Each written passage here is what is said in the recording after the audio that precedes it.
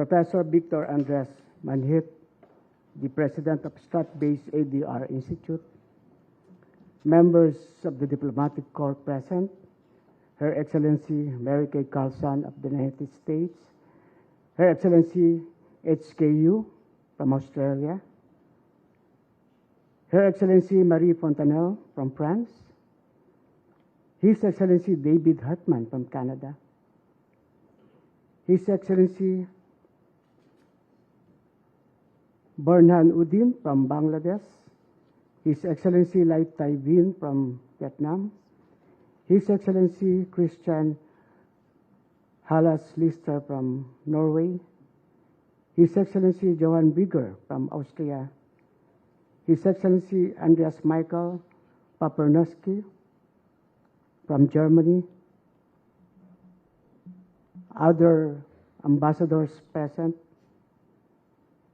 Under Secretary Maria Teresa Lazaro from DFA, Ambassador Jose Manuel Romualdez, our Philippine Ambassador to the United States, former Associate Justice Antonio Carpio,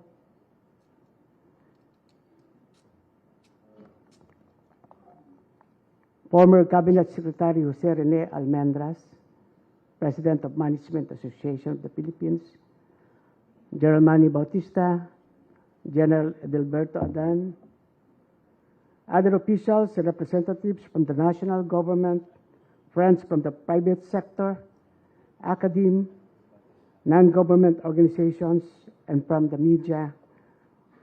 Ladies and gentlemen, good morning to all of you.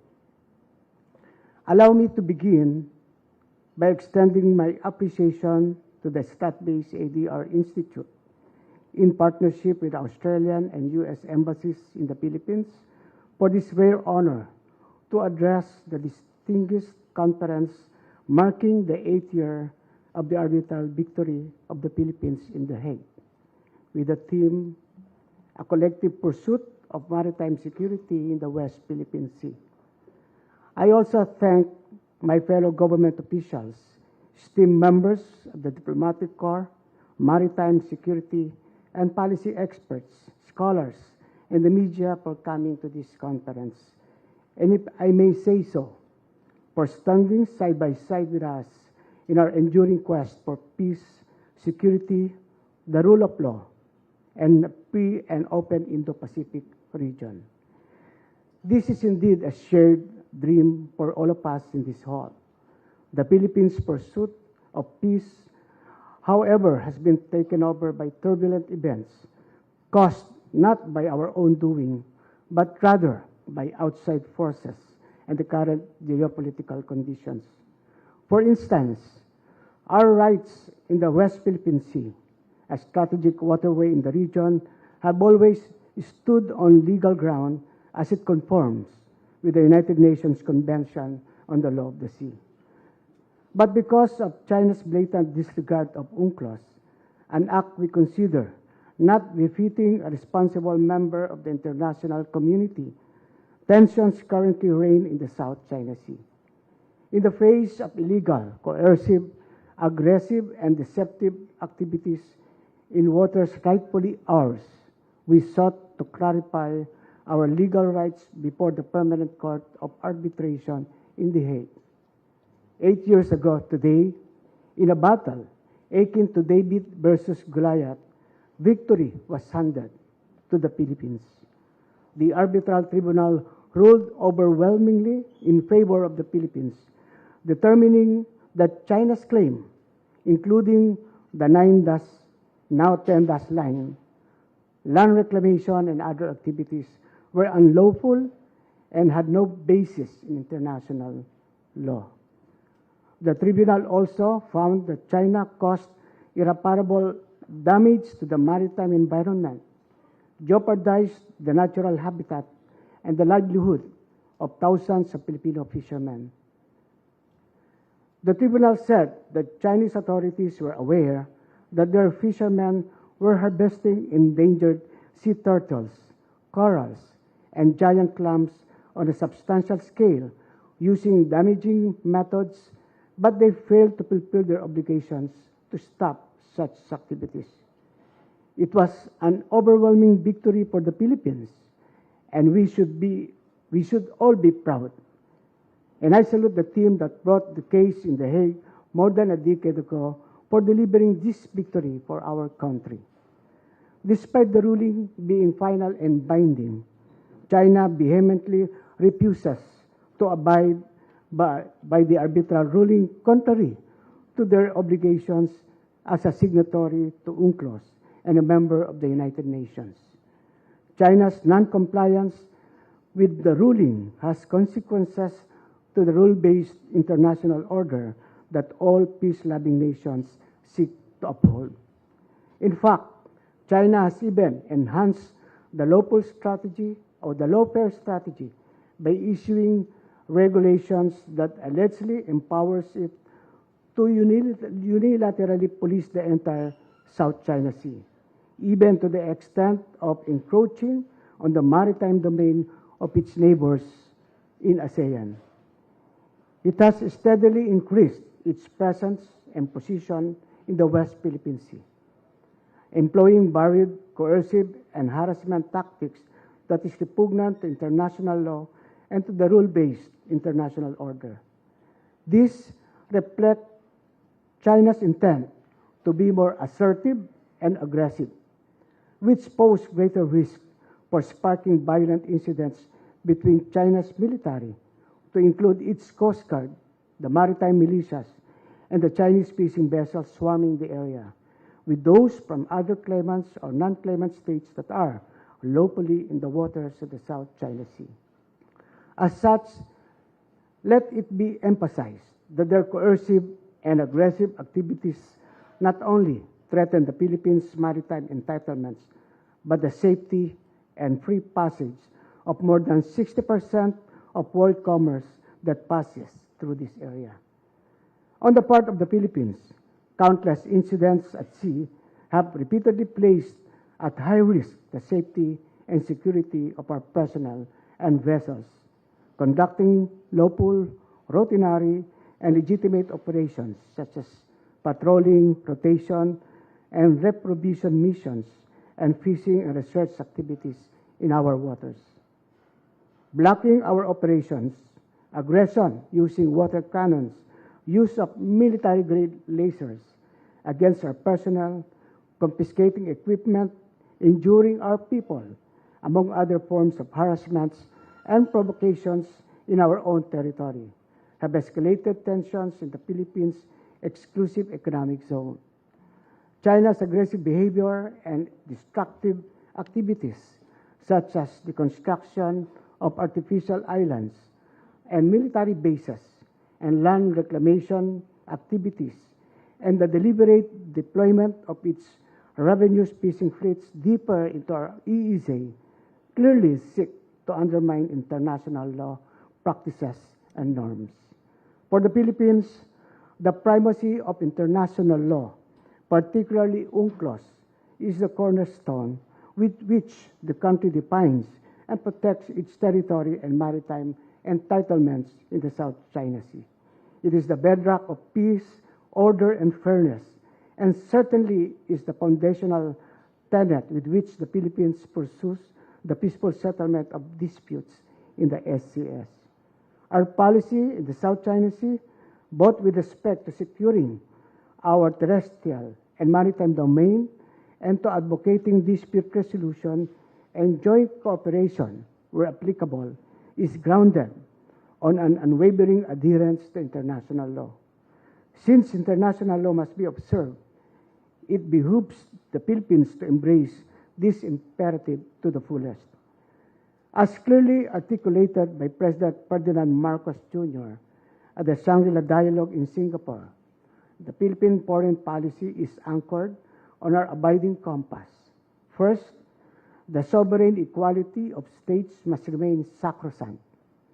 Second, ASEAN and ASEAN-led processes must remain central. And third, the rule of law and the integrity of multilateralism must prevail.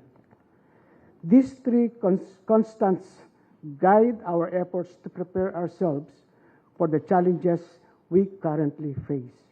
We begin by resoundingly rejecting misguided interpretations that paint our region as a mere chatter of geopolitical rivalries, or by attempts to damage and debase the rule-based international order. Thus, we reject any attempt to deny our strategic agencies, especially by the use of force that seek to coerce and subordinate the national interest of the Philippines. Over years of navigating and seemingly never-ending and insurmountable challenges, we have placed the arbitral award at the core of our Philippine foreign and security policy. Thus, the way forward for us is to uphold the 2016 arbitral award at all times and to reject any and all attempts to degrade or vilify it. It is not and will never be a mere piece of paper. It is, in fact, the repository of our hopes and dreams as a nation because it represents our collective aspirations for a brighter future. It is also a solid foundation for the peaceful resolution and management of disputes, without which only the mighty and powerful will prevail. Our ongoing efforts will carry on. The country will actively exercise its rights and will increasingly make use of its maritime entitlements despite protest and intimidation. Moreover, we will rise above the fear instigated by military and economic might, real or imagined. With a firm belief that peaceful channels such as dialogue and diplomacy are keys to peacefully resolving disputes, we will continually engage, build partnership, and seek wider international support to defend and protect what is rightfully ours. The guidance of the President is clear. The Philippines is committed to the cause of peace. We are committed to address and manage difficult issues through dialogue and through diplomacy. As a peaceful nation, our doors are always open to open and frank discussion based on mutual respect and sincerity. If you call, we will answer. Nonetheless, we will continue to rally our partners and allies, our ASEAN partners, in the Indo-Pacific and beyond, to make a united stance against those that seek to undermine the arbitral ruling and to express the important role international law plays in maintaining peace and stability in the maritime commons. Alongside this effort, we shall foster closer ties with like-minded countries to advocate for a rule-based order that recognizes, respects, and abides by international laws, norms, and orders. I wish to emphasize that the Arbitral Award is a showcase for all countries in the world.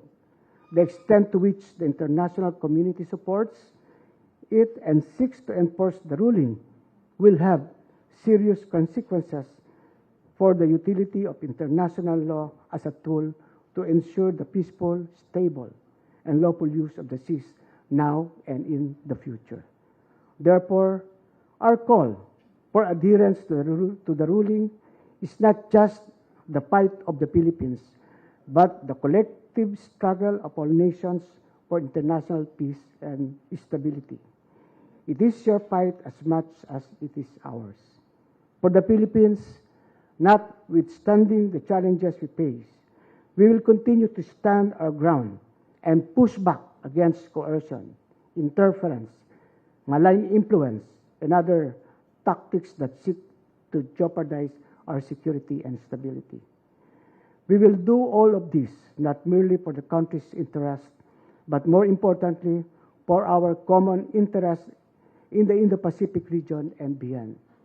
So today, as we mark the 8th anniversary of our victory at The Hague, may I emphasize, respect and adherence to international law should not be optional, nor should it be by a state's own liking, benefit, or convenience. Observance and adherence to the law are essential because it is crucial to the world order. The alternative is chaos and confusion. We must then work arm in arm to vigorously pursue the collective vision, showing to the world that it is workable and possible to give rise to a free, peaceful, and secured world, if and only if we act sincerely and responsibly under international laws that govern, unite, and bind us together. President Marcos Jr. explained this in these words in Singapore, and I quote, "Geopolitics must not distract us from our fundamental duty as civil servants, as public intellectuals, as statesmen, to deliver for our people and to safeguard the future of the coming generations. This is the reason why we strive for stability, for security, and for peace." End of quote. That is our core purpose, our collective commitment, and our calling. Thank you very much for your kind attention. Good day again to everyone. Mabuhay po ang sambayanang Pilipino.